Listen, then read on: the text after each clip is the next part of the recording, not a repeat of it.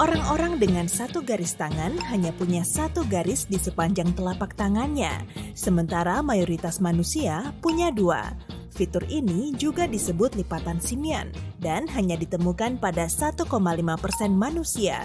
Pria lebih cenderung punya satu garis tangan dibanding wanita. Dalam banyak contoh, fitur ini menurun dalam keluarga. Kurang dari 50 orang pernah bergolongan darah RH0 atau darah emas.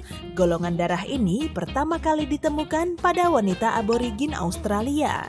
Darah unik ini bersifat universal dan dapat ditransfusikan kepada siapa saja, bahkan kepada mereka yang bergolongan darah langka dalam sistem RH. Sebanyak 3% manusia di seluruh dunia punya garis yang membentuk huruf X di kedua tangannya. Fitur ini merupakan fenomena langka dan di banyak budaya diyakini sebagai pertanda karakter yang kuat. Sekitar 25% manusia punya reaksi menarik terhadap sinar matahari dengan bersin. Fenomena ini bahkan punya istilah sendiri, refleks bersin fotik. Dalam bahasa Yunani disebut bersin matahari. Air liur pada sebagian orang bisa bertumpuk di kelenjar bawah lidah. Kumpulan saliva ini bisa terdorong keluar saat kelenjar ini ditekan. Saat mulut terbuka, air liur ini bisa muncrat sampai beberapa meter. Proses yang disebut glicking ini bisa terjadi secara spontan. Seseorang tak sengaja menekan kelenjar air liurnya dengan lidah saat makan, menguap, berbicara, dan membersihkan gigi, lalu muncrat. Sekitar 35% orang bisa melakukan glicking, tapi hanya 1% yang bisa melakukannya secara sadar. Kurang dari 1% manusia punya kelainan dextrokardia. Kondisi langka ini terjadi saat posisi jantung bergeser ke rongga dada sebelah kanan, bukan kiri. Terkadang pemilik fitur unik ini juga punya organ tubuh yang letaknya berlawanan dari biasanya. Albinisme okular hanya terjadi pada mata seseorang. Biasanya warna rambut dan kulitnya sedikit lebih cerah dibanding anggota keluarganya, tapi tak beda jauh kok. Albinisme memang fitur langka, dan bahkan albinisme okular lebih unik lagi. Para ahli belum bisa menyebutkan angka pastinya, tapi mereka memperkirakan antara 1 dari 20.000 sampai 1 dari 50.000 orang mengidap albinisme okular. Apa kamu punya lubang kecil di telinga atas di dekat pelipis? Kalau iya, kamu termasuk 10% manusia yang memilikinya. Lubang ini paling sering terdapat di telinga kanan, tapi ada juga yang berada di kedua telinga. Bentuknya bisa lubang yang tembus, lesung, lekukan, atau bahkan tonjolan kecil. Sekitar 65% manusia punya sidik jari berbentuk loop atau sangkutan. 30% lainnya berbentuk whorl atau lingkaran, dan cuma 5% manusia punya sidik jari berbentuk arch atau busur. Ketiga jenis sidik jari ini dibagi lagi ke dalam klasifikasi yang lebih kecil. Misalnya ada plain arch atau tented arch, accidental whorl, peacock's eye, dan sebagainya. Ya, siapa tahu saja. Kebanyakan orang punya 12 pasang rusuk, sehingga totalnya ada 24. Tapi 1 dari 200 orang punya tulang rusuk ke-25 atau yang disebut cervical. Letaknya ada di pangkal leher di atas tulang selangka. Rusuk ini bisa tumbuh di sebelah kiri, kanan, atau bahkan di kedua sisi. Mereka yang punya tulang cervical kemungkinan besar tidak menyadarinya karena tulang tambahan ini jarang terbentuk sempurna. Dan bisa saja cuma terlihat seperti jaringan tipis, jadi kita tak akan melihatnya meski dengan sinar X. Kalau kamu punya pusar rambut, kemungkinan besar bentuknya searah dengan jarum jam. Menurut sebagian ilmuwan, ada hubungan genetik antara arah pusar rambut dan kecenderungan penggunaan tangan. Sekitar 8% orang yang dominan tangan kanan punya pusar rambut yang berlawanan arah dengan jarum jam. Tapi bagi mereka yang kidal, angka ini meningkat hingga 45%. Kalau kamu diminta untuk menyatukan jemarimu, jari mana yang kamu letakkan di atas? Kalau ibu jari kananmu di atas ibu jari kiri, Kamu termasuk di antara 50% manusia yang melakukannya. 49% orang menaruh ibu jari kirinya di atas ibu jari kanan, dan hanya 1% yang menaruhnya bersebelahan. Rambut merah muncul secara alami hanya pada 1 hingga 2% manusia. Orang berambut merah paling sering berasal dari Eropa Utara atau Barat Laut. Warna ini disebabkan oleh mutasi gen. Ronanya bisa bervariasi, dari tembaga cerah dan coklat kemerahan hingga jingga kemerahan dan pirang stroberi. Hanya 3-22% orang di dunia yang punya jari kaki Morton. Fenomena ini ditandai dengan struktur jari telunjuk kaki yang lebih panjang dari ibu jarinya. David, karya Michelangelo dan patung Liberty, punya ciri tubuh yang unik ini loh, tapi keduanya cuma patung. Hanya 2 dari 10.000 orang yang punya bentuk pupil unik. Umumnya terlihat menyerupai lubang kunci. Kelainan mata ini disebut koloboma. Untungnya, orang-orang dengan kondisi ini biasanya tidak punya masalah penglihatan. Aku lega mengetahui ini.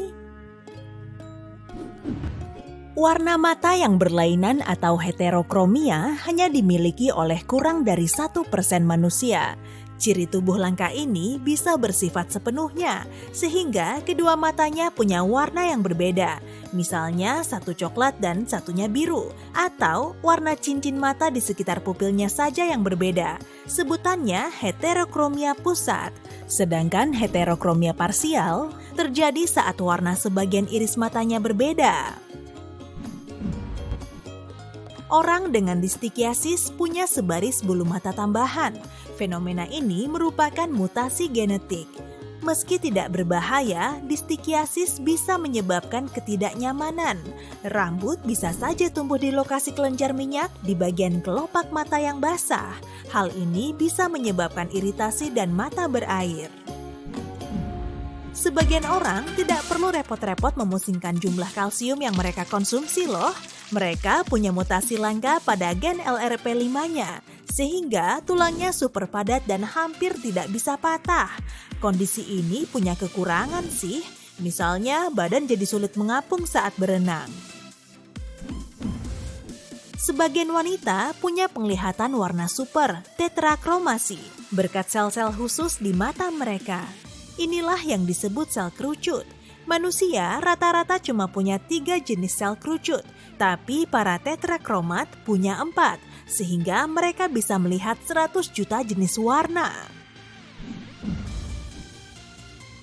Gen DEC2 membuat manusia lebih banyak bekerja dan sedikit tidur. Nikola Tesla, Winston Churchill, dan Margaret Thatcher punya fitur unik ini. Gen ini pada dasarnya membuat seseorang melewati siklus tidurnya dalam waktu yang lebih singkat daripada siklus yang dibutuhkan manusia normal.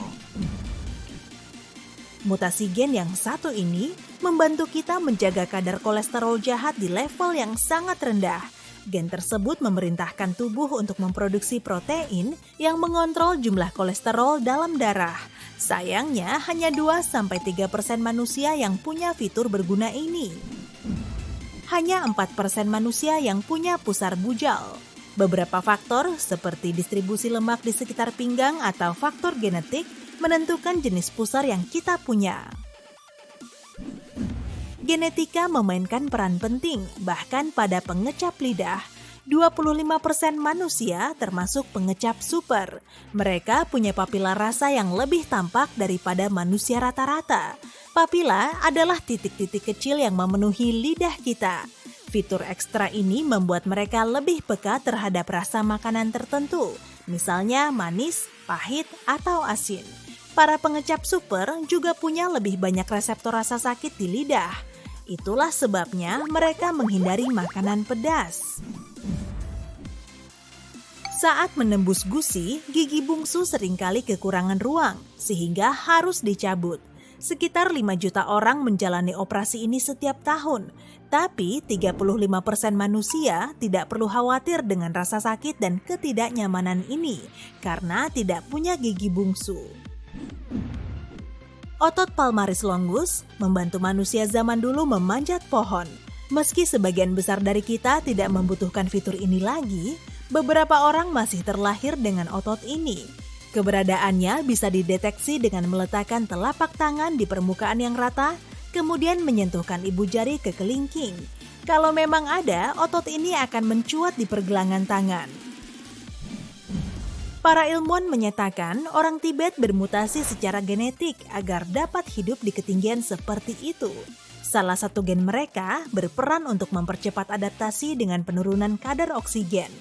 Gen yang sama juga dikaitkan dengan peningkatan daya tahan atlet. Tahukah kamu, ini merupakan salah satu mutasi evolusioner tercepat yang pernah tercatat pada manusia, berkembang dalam waktu kurang dari 3.000 tahun. Mata abu-abu merupakan fitur tubuh yang sangat langka. Hanya 1% manusia yang lahir dengan mata abu-abu. Orang-orang seperti ini punya kadar melanin yang rendah pada iris mata depannya. Mata biru juga termasuk jarang kita jumpai.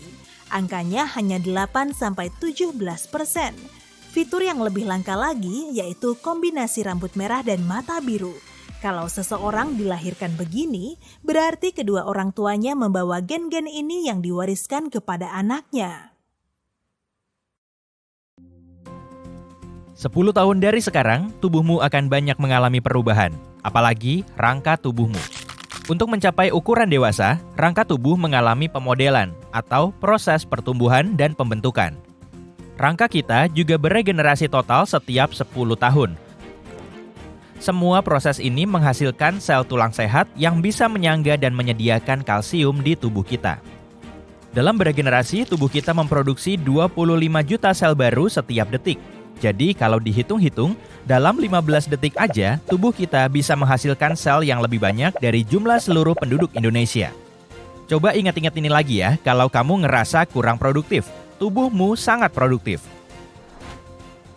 Sebagian hewan punya mata khusus untuk beradaptasi di tempat panas. Misalnya saja unta. Hewan ini punya kelopak ketiga yang bergerak dari sudut mata. Karena hidup di lingkungan yang banyak mengandung partikel kecil, unta harus sering-sering ngebersihin bola matanya dibandingkan dengan hewan lain. Kamu pernah lihat celah pink kecil kayak gini di sudut matamu kan? Ini juga kelopak mata ketiga, tapi cuma peninggalan dari masa lalu. Kelopak mata ini nggak kita butuhkan karena sudah nggak berfungsi lagi. Saat lagi ngedengerin lagu favoritmu, kamu juga merhatiin detak jantungmu nggak? Terkadang, detak jantungmu akan nyesuaiin dengan irama lagu yang kamu dengerin loh. Meski nggak semua genre musik punya kemampuan khusus ini, sebagian bisa memicu produksi dopamin atau hormon bahagia. Akibatnya, detak jantung, kecepatan nafas, dan tekanan darah kita bisa melambat. Jantung yang sehat rata-rata berdetak 75 kali setiap menit. Jadi, setiap tahun jantung kita bisa memompa darah sebanyak 1 kolam renang olimpiade. Yang lebih menarik lagi, kalau seluruh pembuluh darah kita diulur, panjangnya bisa mencapai 2,5 kali keliling bumi. Tapi kamu nggak perlu nyoba ngukur secara langsung sih. Jantung kita akan tetap berdetak meski sudah terpisah dari tubuh. Ternyata jantung punya energi internal yang membuatnya tetap berdetak, asalkan mendapatkan oksigen. Kalau kamu sering mani-pedi di salon, kamu pasti bisa mengamati kuku tanganmu lebih sering dirawat daripada kuku kaki. Karena kuku tangan lebih cepat tumbuh. Meski alasan ilmiahnya masih jadi perdebatan, banyak spesialis memperkirakan hal ini disebabkan karena kuku tangan manusia di zaman dulu berfungsi sebagai cakar.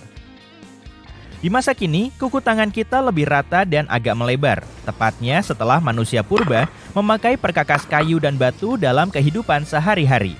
Sehingga mereka lebih jarang memakai kuku tangan sebagai cakar. Setelah kukunya rata, mereka nggak perlu kesulitan saat memakai telapak tangan. Soal kuku tangan yang tumbuh lebih cepat daripada kuku kaki, jawabannya mungkin karena kita lebih sering memakai tangan daripada kaki. Makanya, kuku tangan kita jadi lebih terekspos. Selain itu, manusia mungkin telah berevolusi hingga pertumbuhan kuku tangan kita lebih cepat. Bagian tubuh yang lebih sering kita gunakan akan lebih rentan mengalami kerusakan. Waduh, jangan-jangan mulutku bisa copot sendiri karena sering dipakai buat ngobrol tuh. Ngeri. Oke, balik lagi ke tangan ya. Kita nggak boleh ngeremehin jari kelingking kita. Meski kita nggak memakainya untuk menggenggam, makan, dan nulis, keberadaannya nggak bisa dianggap enteng. Studi terbaru menunjukkan kehilangan jari kelingking di tangan dominan akan berefek fatal bagi kita. Para saintis memang belum punya data yang akurat, tapi sejauh ini kehilangan jari kelingking bisa sangat melemahkan kekuatan genggaman kita meski jarang dipakai. Apalagi kalau jari manis juga ikut hilang, maka tangan kita akan sangat sulit untuk menggenggam. Survei lain yang dilakukan di Inggris menunjukkan cuma sekitar 40% orang yang ngerasa senang dengan tampilan hidung mereka. Tapi bagaimanapun juga, hidung kita punya peranan penting. Bagian tubuh ini berfungsi sebagai pemanas, penyaring, dan pelembab. Di dalam hidung kita ada tulang kecil yang dilengkapi dengan pembuluh darah.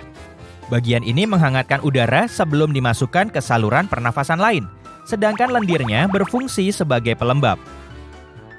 Ada juga bagian penyaring berupa bulu hidung. Partikel kecil akan nyangkut di bulu halus ini untuk mencegah polen, spora, virus, atau bakteri masuk ke paru-paru kita.